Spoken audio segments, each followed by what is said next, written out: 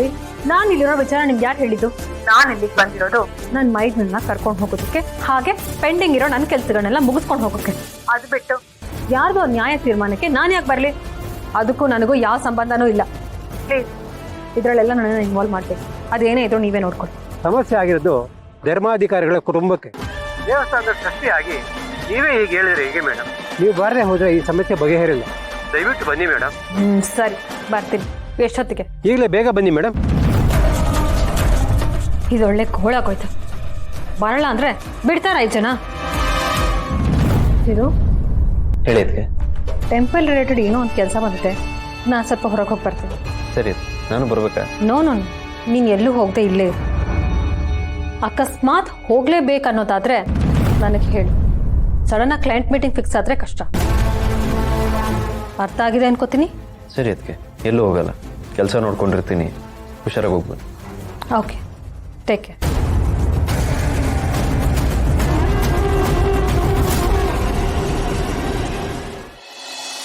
ಮೊದಲೆಲ್ಲ ಅವ್ನು ಕೇಳಿದಾಗ ಹಣ ಕೊಟ್ಟು ಆಮೇಲೆ ಕೊಡಲ್ಲ ಅಂದಾಗ ಅವನು ಅವ್ನ ಹೆಂಡತಿ ಮೇಲೆ ಕೈ ಮಾಡಿದಾನೆ. ನನ್ನ ಪ್ರಕಾರ ಇವ್ರು ಮಾಡಿದ್ದು ಇವ್ರು ನಡ್ಕೊಂಡಿದ್ದು ಎರಡೂ ತಪ್ಪೆ. ಹೌದು ಧರ್ಮಾಧಿಕಾರಿಗಳೇ, ಮೇಡೆ ಮೇಲಿರಲ್ಲಿ ಸತ್ಯ ಇದೆ, ಒಪ್ಕೊಳ್ಳಿ. ಇಲ್ಲ, ನಾನೊಪ್ಪಲ್ಲ. ಇವ್ರು ಬೇಕು ಅಂದ್ರೆ ನನ್ನ ಮೇಲೆ ಆರೋಪ ಹೊರಿಸ್ತಾ ಇದ್ದಾರೆ. ಧರ್ಮಾಧಿಕಾರಿಗಳೇ, ಜಾಸ್ತಿ ಮಾತಾಡ್ಬೇಡಿ. ವರದಕ್ಷಿಣೆ ಕೇಳಿದ್ದು ಅವನ್ ತಪ್ಪಾದ್ರೆ ಅದನ್ನ ಕೊಡೋದಕ್ಕೆ ಒಪ್ಕೊಂಡಿದ್ದು ನಿಮ್ದು ತಪ್ಪು.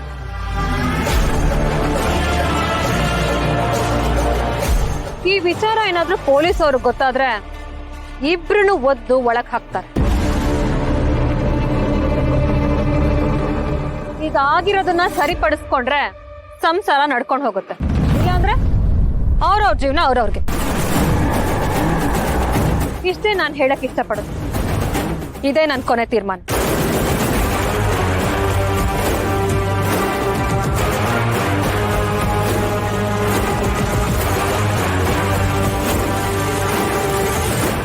ಆ ಹುಡುಗಿ ಓಡೋತ್ಲು ಅಂತ ನನಗೇನಿ ದುಡ್ಡೇ ಕೊಡ್ಲಿಲ್ಲ. ಎಷ್ಟು ಸಲ ಫೋನ್ ಮಾಡಿದ್ದೀನಿ, ಫೋನು ಎತ್ತಲಿಲ್ಲ. ಕೊನೆಗೆ ನೇರವಾಗಿ ನಿಮ್ಮನೆಗೆ ಬಂದೆ. ಗೇಟಿಂದ ಹೊಡಿಕ್ಕೂ ಬಿಡ್ಲಿಲ್ಲ. ಸೆಕ್ಯೂರಿಟಿ ಅವ್ರು ನನ್ನ ನಾಯಿ ತರ ಹೊರಗಡೆ ಕಳಿಸಿದ್ರು. ಈಗಿಲ್ಲಿ ಬಂದು ನ್ಯಾಯ ತೀರ್ಮಾನ ಮಾಡ್ತಾ ಇದೀಯಾ? ನೀನು ಮಾಡೋ ತಪ್ಪಿಗೆ ಯಾರು ಶಿಕ್ಷೆ ಕೊಡ್ತಾರೆ? ತುಂಬಾ ಮಾತಾಡಿ ಟೈಮ್ ವೇಸ್ಟ್ ಮಾಡ್ಬೇಡಿ. ನನಗೆ ತುಂಬಾ ಕೆಲಸ ಇದೆ, ನಾನು ಹೊರಡ್ಬೇಕು. ರೂಪನ್ನ ಚಿರುಗೆ ಕೊಟ್ಟು ಮದುವೆ ಮಾಡಿಸ್ಬೇಕು ಅನ್ನೋದು ಹಳೆ ಕತೆ ಆಯ್ತು. ಅವತ್ತು ನಿಮ್ಮ ಮಾತನ್ನ ನಂಬಿ ಚಿರುಗೆ ಅವಳನ್ನ ಕೊಟ್ಟು ಮದುವೆ ಮಾಡಕ್ಕೆ ಒಪ್ಪಿದ್ದೆ. ಆದ್ರೆ ಈಗ ಅವಳ ಜಾಗದಲ್ಲಿ ದೀಪ ಬಂದು ಕೂತಿದ್ದಾಳೆ. ಅಲ್ಲಿಂದ ಇಲ್ಲಿ ತನಕ ಅವಳು ನನ್ನನ್ನ ಆಟ ಆಡಿಸ್ತಾನಿದ್ದಾಳೆ, ಗೊತ್ತಾ? ನಮ್ ಚಿರುನ ಕಿತ್ಕೊಂಡು ಅವಳು ತಾಳ ತಕ್ಕನಂಗೆ ಅವನನ್ನ ಕುಡಿಸ್ತಾ ಇದ್ದಾಳೆ. ಇದೆಲ್ಲ ಆಗಿದ್ ಯಾರಿಂದ? ನಿನ್ನಿಂದ. ಇಷ್ಟು ದಿನ ನಾನು ದೊಡ್ಡ ಮನೆ ಸೊಸೆಯಾಗಿ ಮೆರಿತಿದ್ದೆ. ಆದ್ರೆ ದೀಪ ಕಾಲಿಟ್ಟ ಕ್ಷಣದಿಂದ ನನ್ನ ಅಧಿಕಾರ ಎಲ್ಲ ಕಳ್ಕೊಂಡೆ. ಈಗ ನಮ್ಮ ಮನೇಲಿ ಅವಳು ಮೆರಿತಾ ಇದ್ದಾಳೆ. ಇಷ್ಟೆಲ್ಲ ಆಗಿರೋವಾಗ ನಾನು ನಿನಗೆ ದುಡ್ಡು ಕೊಡ್ಬೇಕಾ?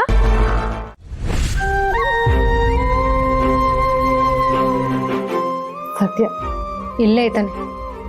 ಎಲ್ಲಿ ನನ್ನ ಕಣ್ ತಪ್ಪಿಸಿ ಆ ದೀಪ ನೋಡಕ್ ಹೋಗ್ತಾನೋ ಅಂತ ನನಗೆ ಭಯ ಇತ್ತು. ಕ್ರಾಸ್ ಚೆಕ್ ಮಾಡಕ್ ಬಂದಿದ್ದು ಒಳ್ಳೇದೇ ಆಯ್ತು.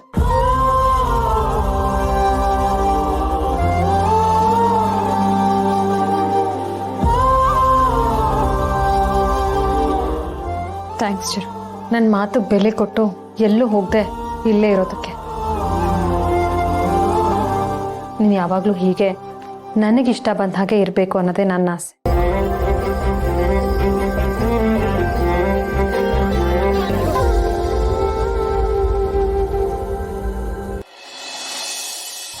ಏನೇ ಆಗ್ಲಿ ಹಸ್ಬೆಂಡ್ ನನ್ನ ಕೈ ಬಿಡಲ್ಲ. ಅವ್ರು ನಿಜವಾಗ್ಲೂ ನನಗೆ ಪ್ರೀತಿಸ್ತಿದ್ದಾರೆ ಅನ್ನೋ ವಿಷಯ ಇವತ್ತು ನಿಜ ಆಯ್ತು. ಪ್ರೀತಿ ವಿಷಯದಲ್ಲಿ ಅವ್ರವ್ರ ಅಕ್ಕೆ ಮಾತು ಕೇಳಲ್ವಲ್ಲ, ಅಷ್ಟು ಸಾಕು. ಉಳ್ದಿದ್ದವ್ರು ಏನು ಹೇಳ್ತಾರೋ ಅದು ಮಾಡಿ ಪರವಾಗಿಲ್ಲ.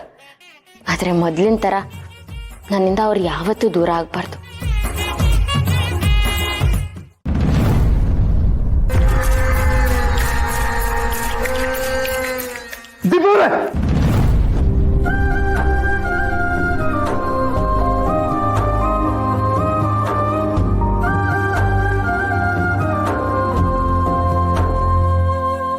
ಇದು ದೀಪ ಅವ್ರ ಬಗ್ಗೆ ಕಂಡಿದ್ದಲ್ಲ ಕನ್ಸ. ಹೇಗಾದ್ರೂ ಮಾಡಿ ಈಗಲೇ ಹೋಗಿ ದೀಪ ಅವ್ರನ್ನ ನೋಡಿ ಮಾತಾಡ್ಸ್ಕೊಂಬರ್ಬೇಕು. ಯಾರು ಮನ್ಸಿಗೆ ಸಮಾಧಾನ ಆಗಲ್ಲ. ಅವ್ರ ಪಾಪ ನನ್ನೇ ನೆನ್ಸ್ಕೊತಿರ್ಬೇಕನ್ಸುತ್ತೆ.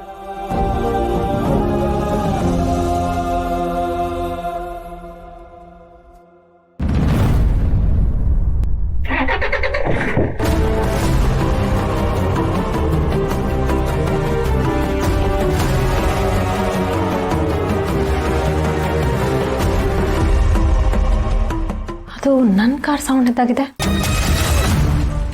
ಯಾರು ಸ್ಟಾರ್ಟ್ ಮಾಡಿದ್ರು? ಚೇರು ಏನಾದ್ರು?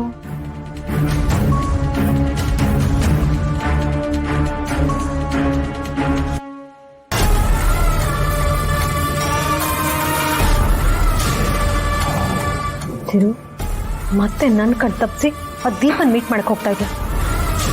ಇನ್ನು ನಾನು ಸುಮ್ಮನೆ ಇದ್ರೆ ನಡೆಯಲ್ಲ. ಮಾಡ್ತೀನಿ.